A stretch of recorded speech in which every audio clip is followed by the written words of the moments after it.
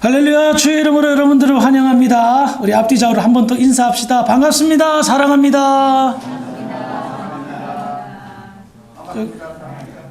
저기 사랑합니다는 쑥 들어간 것 같아요. 쑥 이렇게 하는 것 같아요. 좀 나이가 들면 사랑한다는 말을 고백하기가 어렵죠. 근데 저는 여전히 지금도 우리 딸아이야 우리 집사람에게 사랑한다는 고백을 늘 합니다. 그게 뭐 립 서비스도 있겠지만 그래야 제 가슴이 더 뜨거워지는 것 같아서 그렇습니다. 신앙생활 같이 오래 하다 보면 사랑보다는 미운 적이 더 많이 들잖아요. 근데 진짜 승리하는 것은 더 성숙한 사랑이 이루어지는 것이 진정한 신앙생활이 아닐까 싶습니다. 우리 주사랑교회 이름값 하기를 주의 이름으로 부탁드립니다. 네. 오늘은 마태복음 강의 8복 강의 5번째 시간으로 긍휼히 여기는 자는 복이 있나니 긍휼히 여김을 받을 것이요 라는 제목으로 함께 말씀을 나누겠습니다. 먼저 이 긍휼이라는 말은 사실 일반적인 사람들은 쓰지 않는 옛날 말입니다. 교회에서나 긍휼이라는 단어를 사용하죠. 근데 이 말의 원어는 여러분들 익히 들었던 헤세드라는 단어를 번역한 말입니다. 그런데 이 헤세드라는 단어가 성경에서는 어떻게 사용했냐면 자비, 인자하심, 사랑, 불쌍히 여기심, 혹은 민망히 여기심 등으로 각종 다양한 환경과 상황 속에서 번역되어 이 헤세드라는 단어가 사용되었습니다. 특별히 하나님 입장에서 하나님이 긍휼히 여기셨다라는 그런 단어로 사용되었을 때는 약하고 힘없는 그런 사람들을 대할 때에 하나님이 보여주신 태도를 표현할 때 쓰는 단어입니다. 한마디로 말해서 이 긍휼이라는 말은 하나님의 마음을 표현하는 것 중에 최고의 표현인 것입니다. 그래서 이해할 것이 하나 있습니다. 그건 뭐냐? 이 긍휼을 하나님의 헤세드를 우리 인간의 이성과 지식으로는 다 헤아릴 수가 없다는 겁니다. 그저 느끼는 정도만 알 뿐이죠. 우리가 생각하는 것 이상의 자비로움, 긍휼하심, 상상을 더해도 하나님의 긍휼하심을 오롯이 다 이해할 수는 없습니다. 그러나 우리 예수님께서는 이 긍휼에 대한 중요한 메시지를 많은 당시 청중들에게 가르쳐 주셨습니다. 왜? 긍휼한 마음을 가진 사람이 가장 복된 상태일까? 복받은 사람일까? 라고 가르쳐 주셨을까요?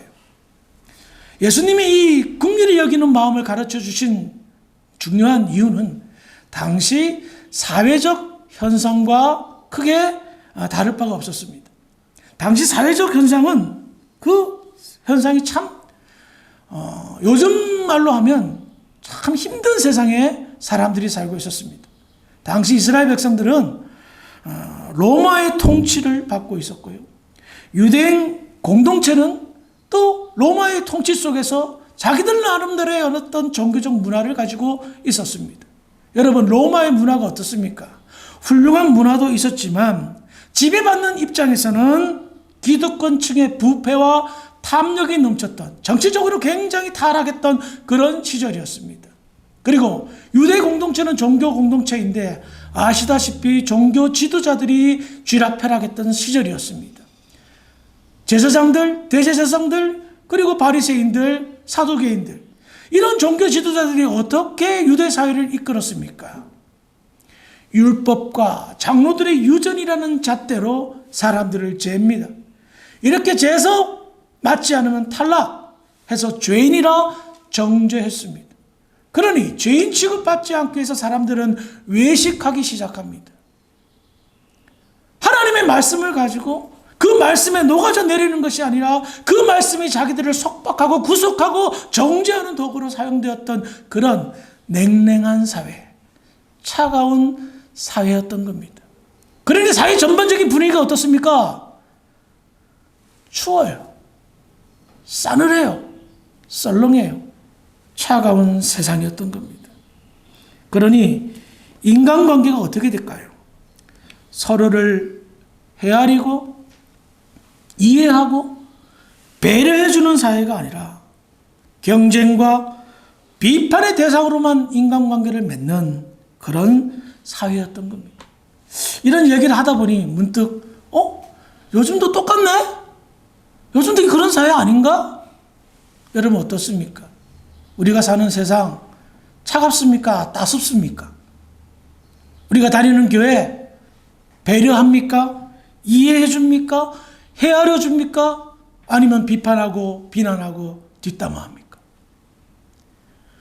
예수님이 살던 시대나 지금의 작금의 시대나 크게 차이가 나지 않는다는 생각을 가져봅니다. 그러므로 우리가 먼저 이 긍휼이라는 단어를 또 긍휼의 의미를 생각하기 전에 우리 자신을 한번 돌이켜 봐야 되는 겁니다. 지금 하나님이 꿈꾸는 세상, 하나님이 원하시는 교회는 이해하고 배려하고 헤아리는 것인데 정반대의 모습이 나타났을 때에 하나님께서 얼마나 마음이 아프실까, 답답해 하실까라는 것입니다. 사랑하는 성도 여러분, 우리 주사랑 교회는 먼저 헤아려 줍시다. 먼저 배려해 줍시다. 먼저 이해해 줍시다. 다 이유가 있어요. 얼마 전에 유튜브를 보는데 어떤 그 테너 가수가 큰 교회에서 특송을 하는데 색안경을 끼고 딱 특송을 하더라고요. 근데 우리 집사람이 저 사람 교회에서 어떻게 선글라스 끼고 저렇게 특송을 할 수 있어? 저는 그 사실을 잘 알고 있기 때문에 씩 웃었어요. 그러면서 그 얘기를 했죠. 저분이 눈이 지금 문제가 있어서 어쩔 수 없이 선글라스 끼는 거라고. 그러니까 집사람이 하더라고요. 그리고 나서 사회자가 이제 그분을 소개하면서 이 집사님이 지금 시력을 잃어가는 상황이기 때문에 부득불하게 선글라스를 꼈습니다. 이해해 주세요 라고 한 거예요. 자, 왜 그 멘트를 날렸을까요? 뻔하죠. 사람들이 뭐야? 신성한 교회에서 선글라스 끼고 특송을 불러? 저 사람 무슨 연예인이야? 아마 오만 생각을 다 하실 거 아닙니까? 미리 얘기해 줬으면 참 좋았을 텐데 근데 그게 신의 한 수입니다. 왜? 이해하려고 노력하지 않았거든요. 자기의 생각과 선입견으로만 판단하려고 했거든요. 근데 돌이켜봤더니 내가 먼저 이해하려고 하지 않았구나. 저렇게 훌륭한 특성을 부르고 성령의 감동을 부르는 분이 왜 선글라스를 썼을까? 이해했다면 그것이 더 감동으로 와닿았을 텐데 이해하지 않고 오해하니 어떻게 될까요? 문제가 생기는 거고 그 귀한 찬송이 들리지가 않는 것이죠. 일반 세상 다반사인 거예요. 그래서 사실은 이 말씀을 꺼내면서 저들이 이런 생각을 가져봅니다. 좀 느긋하게 좀 여유롭게 사시기 바랍니다. 오래 사셨으니까 이제 살 만큼 살았고 이제 인생의 의미도 좀 아신 거 아닙니까? 조급하게 다급하게 할 게 없습니다.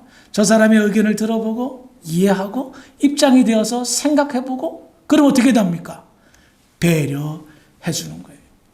교회에서 가장 힘들 때가 언제인 줄 아십니까? 행사할 때, 중직자 뽑을 때, 무슨 일을 할 때예요. 왜? 서로 간의 이해관계가 달라요. 생각이 달라요. 이게 조율이 안 되면 굉장히 문제가 생기고 사탄이 틈을 타요. 그럼 어떻게 돼요? 다투죠. 빈정상하죠. 그렇죠? 빈정상하는 거예요. 쉽게 말하면 이제 삐진다 이런 얘기도 나오잖아요. 그럼 어떻게 될까요? 냉랭한 거예요. 분위기가. 차가운 거예요. 근데요, 참 감사하게 제가 오늘 이 강대상에 딱 섰는데 훈훈한 느낌이 들었어요. 아멘. 우리 성도들이 지금 신앙생활 그런 대로 열심히 하고 있다는 느낌을 확 받았어요. 할렐루야. 그래 예배 분위기가 어때요? 따숩잖아요. 따스하잖아요. 서로 배려하고 이해해주고 오해하지 말고 헤아리는 복된 성도들이 되길 바랍니다. 그래서 예수님께서 당시 세상의 분위기와는 정반대로 긍휼히 여겨라. 그러면 행복한 사람이 될 수 있다. 긍휼하게 여겨라. 타인을 긍휼히 여겨라. 그래야 너가 하나님의 긍휼하심을 받을 수 있다. 이게 진짜 복 중의 복이다 라고 가르쳤던 겁니다. 왜 예수님께서 이렇게 긍휼에 관한 메시지를 하셨을까요? 무엇보다 긍휼을 잃어버린 세대는 당연히 하나님을 떠난 세대입니다. 하나님을 찾지 않는, 제대로 찾지 않는 그런 세상이 되었기 때문입니다. 그래서 예수님의 가르침은 하나님을 잃어버린 세대에게 하나님을 발견하게 하기 위함이라는 겁니다. 하나님의 긍휼하심을 체험해 보십시오. 아까도 말씀드렸지만 하나님 존재 자체가 긍휼하신 그 자체입니다. 그러니 그것을 체험하면 내가 어떻게 될까요? 삶이 바뀌는 겁니다. 하나님의 마음을 깨닫습니다. 나를 향한 폭포수처럼 쏟아붓는 긍휼하심을 체험했는데 내가 누군가에게 인색하고 자비를 베풀지 않고 차갑게 대할 수 있겠습니까? 따뜻한 마음을 경험했는데 내가 어떻게 차갑게 대할 수 있겠습니까? 교회도 마찬가지입니다. 목사가 따뜻한 마음을 전했는데 어떻게 차갑게 전할 수 있겠습니까? 여러분들이 따뜻한 마음을 나누었는데 어떻게 차갑게 나누어질 수가 있겠습니까? 그래서 긍휼하게 살아라. 하나님의 긍휼을 배운다는 것을 말합니다. 긍휼을 베푸는 삶이요. 예를 든다면요. 고아원에 이렇게 독지가들이 고아원에 이렇게 기부금을 내잖아요. 조사를 해봤더니 그 독지가들의 상당되는 퍼센트지가 고아 출신이래요. 자수성가한 고아 출신이 고아원에 기부를 많이 한대요. 이유가 뭘까요? 고아 입장이 돼본 거예요, 자기가. 얘네들이 너무나 힘들게 사는 것을 알기 때문에 고아원 보육원에다가 성공해서 독지가가 돼서 섬긴다는 겁니다. 우스갯소리지만 과부 마음 과부가 알고 호라비 마음 호라비가 알잖아요. 그렇죠? 체험해봐야 안다는 것입니다. 그래요. 기억하시기 바랍니다. 이 세상에서 가장 완전한 긍휼은 오직 하나님입니다. 그리고 그 완전하신 하나님의 긍휼을 체험하면 우리의 삶은 달라질 수밖에 없습니다. 그런데요, 이 긍휼하심을 아까 제가 예를 들어서 고아원 독지가 과부 마음 과부가 알고 호라비 마음 호라비 안다고 그랬지만 하나님의 긍휼하심의 절정은 어디에서 나타나는 줄 아십니까? 하나님이 우리처럼 되신 사건. 뭐예요?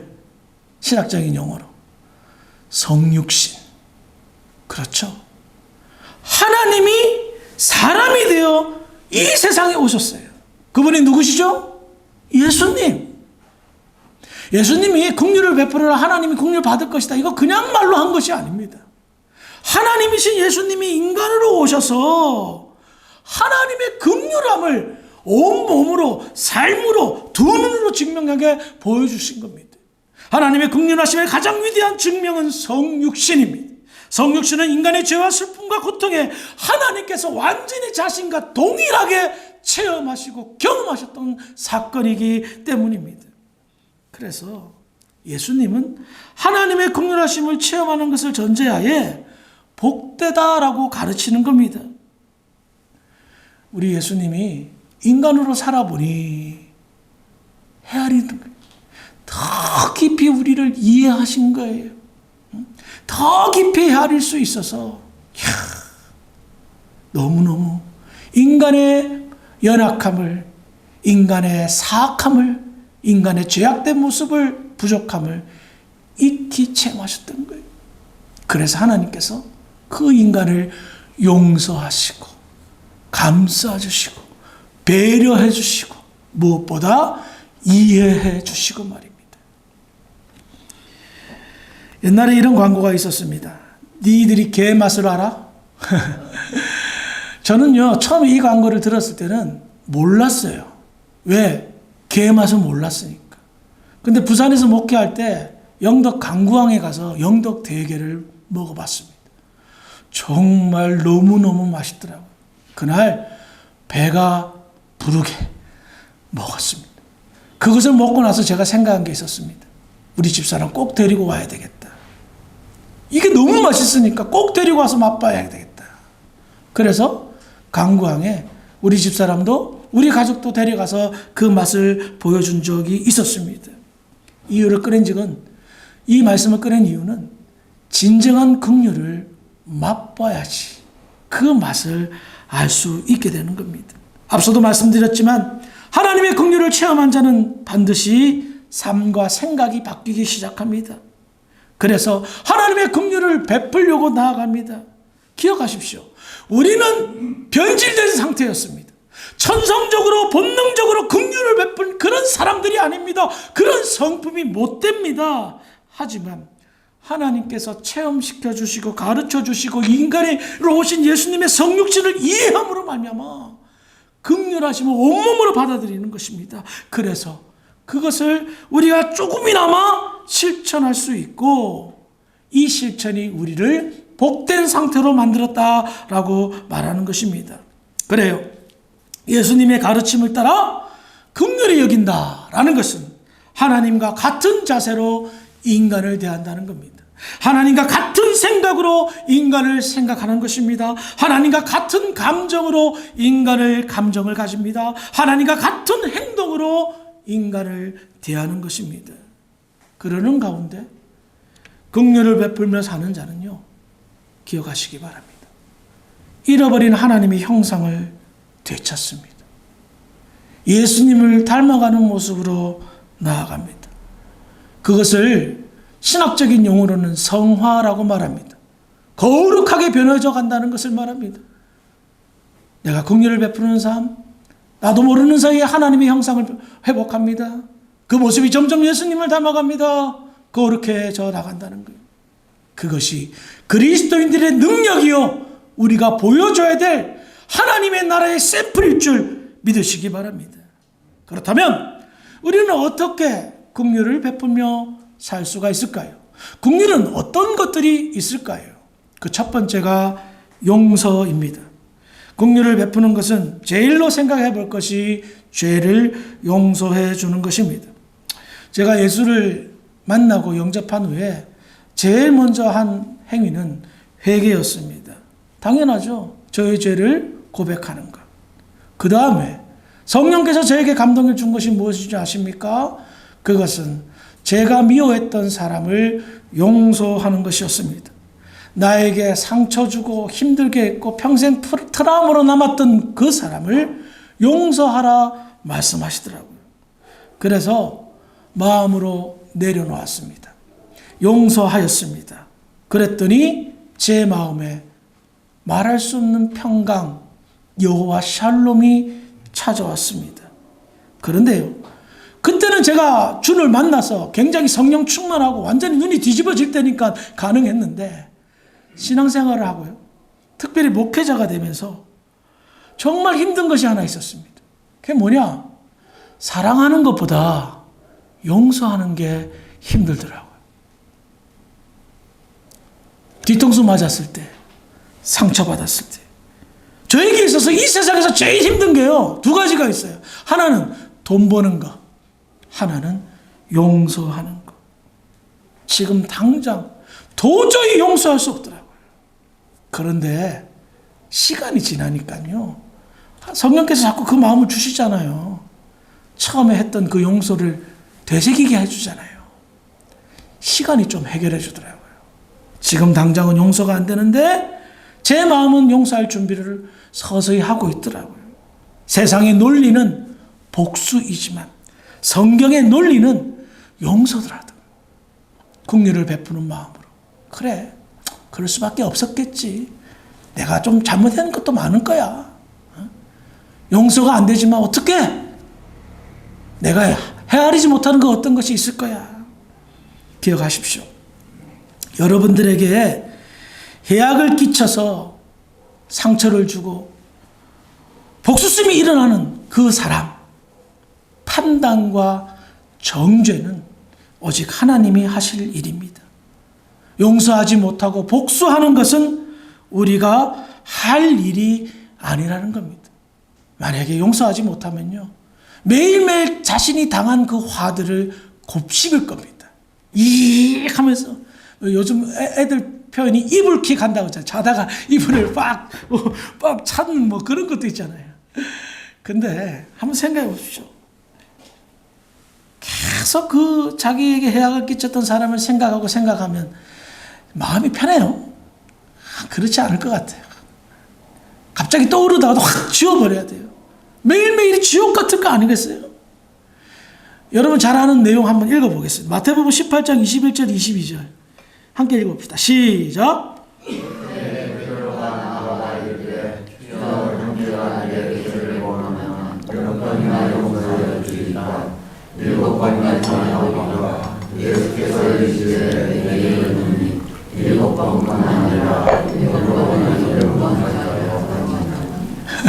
갈수록 죽어들래. 보세요. 이 용서, 뭐, 70벌에 7벌이에요? 아니죠. 무한대 용서를 가르치고 있습니다. 이게 뭐야 도대체? 우리에게 그렇게 해야 꼈쳤는데 내가 무조건 용서해야 된다고요? 이게 말이 됩니까, 예수님? 근데 예수님은 원수를 생각하는 게 아니라 나를 생각한 거죠. 용서하지 못하는 나를 생각한 겁니다. 매일매일 지옥 속에 살아가는 그 모습이 너무너무 불편한 거예요. 매일매일 그 악한 감정 속에 살아가서 상한 감정이 되는 것을 도저히 두 눈 뜨고 보지 못하기에 용서하라고 그러는 거예요. 너 때문에 용서하라는 겁니다. 고통 속에서 정신적인 스트레스 속에서 살아가는 그 자네의 모습을 누가 두 눈 뜨고 보겠습니까? 차라리 놔라, 용서해라 라고 하죠. 그래, 용서하지 못해 가슴 깊은 고통이 있으시다면 하나님께 한번 맡겨보시고 홀가분하게 살아보시길 바랍니다. 그것이 성경의 지혜인 줄 믿으시기 바랍니다. 두 번째로 생각을 볼 것은, 긍휼을 베푸는 것은 아시다시피 불쌍한 사람을 돕는 것입니다. 잠언 11장 25절입니다. 시작.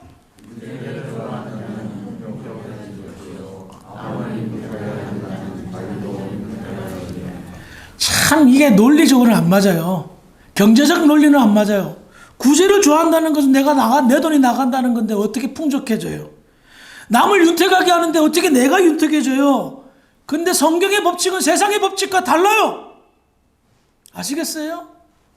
성경은 항상 가난한 자, 약자 보호법을 이야기하고 있어요. 너가 풍족하게 된 것 하나님의 은혜야. 그 은혜를 내가 나누면 나도 풍족하게 된다는 겁니다. 꼭 쥐고 죽을 때까지 꼭 쥐고 있다가 남 좋은 일 시킨 사람들이 얼마나 많은지 몰라요. 근데 교회는 약자들을 돌봐야 돼요. 가난한 사람들을 봐야 돼요. 그래야 누이 좋고 매부 좋고, 예? 나도 풍족해진다는 거예요. 베풀수록 풍족해지는 이상한 논리가 성경의 가르침의 논리예요. 한번 경험해 보신 분들이 얼마나 많습니까? 기억하시기 바랍니다. 하나님의 수학은 우리의 계산과는 좀 다릅니다. 하지만 그 무엇보다도 가장 철저하고 가장 정확하게 계산하시는 분이 하나님인 줄 믿으시기 바랍니다. 한 번 더 성경을 찾아보겠습니다. 신명기 15장 10절입니다. 시작. 너는 반드시 그에게 줄 것이요 줄기에는 아끼는 마음을 품지 말 것이라. 이로 말미암아 내 하나님 여호와 앞에서 내가 모든 일과 내가 행한 모든 일에 너에게 복을 주시리라. 이거 지금 누가 말씀하는 거예요? 조목사가 말하는 거예요? 하나님이 말씀하시는 거예요? 모세가 말하는 거예요? 하나님 말씀하시는 거예요? 하나님 말씀하시는 거예요. 뭐라고 말씀하시고 약속하십니까? 아끼지 말고 나눠줘라. 그러면 네가 하는 모든 일에 내가 복을 간섭하겠다고 말씀하세요. 복되게 하겠다고 약속하셨어요. 이 약속이 이루어지지 않으면 하나님은 거짓말쟁이에요. 그렇죠? 그럼 우리는 믿을 이유가 없죠. 거짓신을 어떻게 믿을 수가 있어요? 그런데 수천 년이 지나도 이 말씀은 수많은 사람들에게 되새김질 되어지고 수많은 사람들이 감동받아서 이 일을 실천해요. 그래서 그들이 풍족한 삶을 살게 돼요. 더 풍요로운 삶을 살게 돼요. 정신적으로, 영적으로, 육체적으로 풍요로운 삶을 살게 돼요. 증거를 더 찾아볼까요? 시편 37편 26절입니다. 시작!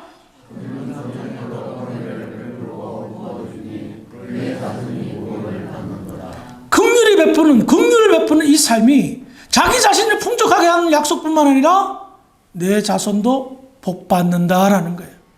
저는 인생을 그렇게 많이 살지는 않았지만 살 만큼은 살았습니다. 스쳐간 수많은 성도들과 사람들을 보아왔습니다. 선을 베풀지 않고 인색하게 살며 사람들에게 상처를 주었던 수많은 사람들. 당대에는 잘 살더라고요. 하지만 후손들이 썩 그리 잘 되는 것을 못 보았어요. 대표적인 게 뭔지 아십니까? 자손들에게 유산과 물질을 남겨줘서 그 아이들이 잘은 살아요. 그런데 교회 안 나오더라고요. 예수 안 믿더라고요. 생각해 보시기 바랍니다. 아무리 이 세상에서 풍족하게 살아도 이 세상은 길어봐야 100년이에요, 200년이에요. 영원한 천국이 있어요. 그 영적인 유산을 안 남겨줬어요. 내가 이렇게 고생했으니까 내 자식들은 잘 살아야지. 그래, 너희들은 여유롭게 마음껏 즐기며 살아. 근데 교회를 안 나와요. 고스란히 이 말씀대로 이루어지는 거예요. 저는 종일토록 은혜를 베풀고 구워주니 그의 자손이 복을 받는도다. 선포하고 있어요. 저는요, 10년, 20년을 내다보고 목회하지 않아요. 여러분들이 3, 4대 이상을 보고 목회하고 있어요. 여러분들이 신앙생활 잘하고 정말 긍휼을 베푸는 모습을 후손들에게, 자녀들에게 보여줌으로 인해서 자녀들이 그것을 보고 배우고 자녀들도 똑같이 섬기고 아름다운 신앙생활, 교회 안에서의 즐거운 생활들을, 그 영적인 평화와 기쁨과 감사를 누리도록 하는 영적 유산을 남겨주는, 그걸 내다보고 목회하고 있어요. 그러니 긍휼을 베푸는 삶이, 이게 진짜 내 인생의 기회 중에 기회 아닙니까? 로또 중에 로또 아닙니까?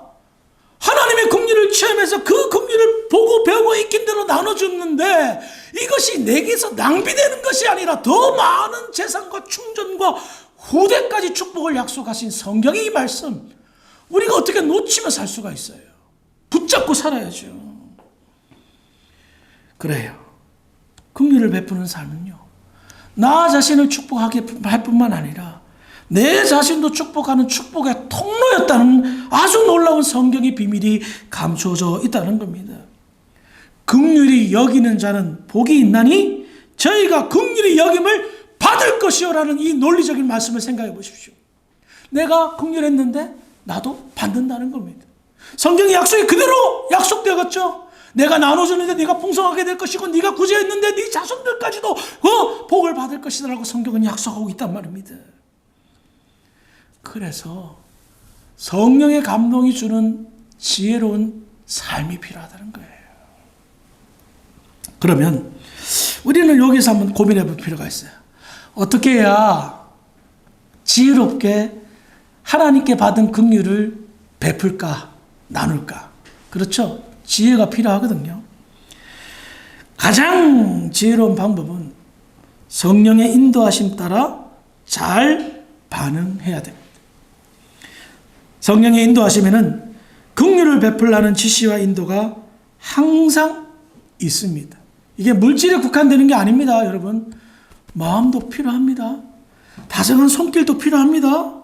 그래서 성령의 감동을 받은 긍휼 베푸면 앞서도 말씀드렸지만 하나님의 형상이 회복되어지고요, 하나님께 영광을 돌리고요, 그 긍휼을 받은 사람도 그 같은 모습에서 하나님의 은혜를 체험하게 됩니다.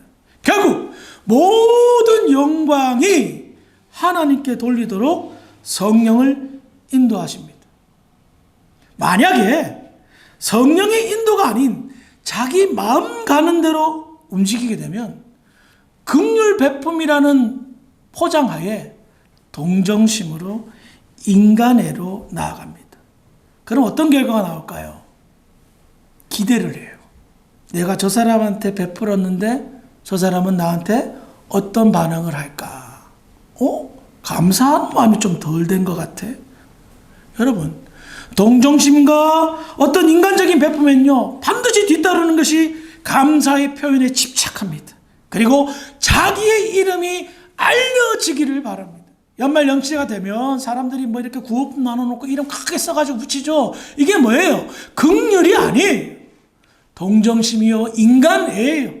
그래서 자기 이름에 집착하는 거예요. 자기를 높이고 자기를 자랑하는 거예요. 이거는 긍휼이 아닙니다. 물론 이 정도 수준에까지 가도 참 좋은 건 좋은 거예요. 인간적으로 착해서 섬기는 거 얼마나 좋습니까? 하지만 성경이 말하는 긍휼은 아닙니다. 긍휼은, 진정한 성경이 말하는 긍휼은 자기를 낮춥니다. 자기를 숨깁니다. 오직 하나님의 영광이 나타나기 위해 조심 또 조심합니다. 이것은 자기 이름 드러나면 안 되니까. 성령의 감동으로 섬기고 베푸는 겁니다. 세상은 자기 잘난 맛에 살도록 유도하고 타인을 깎아내리고 자신을 높이는 이기적인 사회를 유도합니다. 하지만 예수님은 자신을 낮추고 타인을 높이며 베풀고 나누며 살 것을 가르치셨습니다. 이것이 진정으로 나 자신을 축복하고 우리를 축복하는 복된 행위였기 때문입니다. 그래서 긍휼을 베풀어라 라고 말하는 것입니다. 이와 같은 긍휼 베품의 과정 속에서 더 큰 하나님의 사랑과 더 큰 하나님의 긍휼을 또한 만끽하게 됩니다. 여러분, 성육신의 깨달음 아무나 깨닫는 것 아닙니다. 성령의 감동으로 말미암아 깨닫습니다. 그것이 하나님의 가장 크신 긍휼과 사랑으로 베풀어졌던 그 사실을 깨닫는다면 나는 가만히 있을 수가 없습니다. 내 몸이 불편하고 내가 좀 경제적으로 어려우면 기도로도 도우려고 애를 씁니다. 몸으로도 때우려고 애를 씁니다. 여러분들이 천국에 가면 어떻게 살 것 같습니까? 완전한 사랑의 관계를 유지하며 살아갈 겁니다. 그런데 한번 생각해 보시죠. 완전한 사랑이 이루어지기 전에 나타나는 영적인 현상이 뭡니까? 긍휼입니다.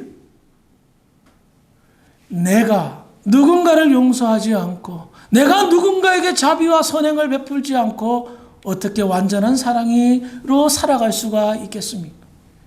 진정한 긍휼이 선행되어질 때에 완전한 사랑으로 나아갈 것이며 그 완전한 사랑이 우리를 천국에서 영원한 행복과 황홀과 기쁨 상태의 사랑의 상태로 빠뜨리게 한다는 것입니다.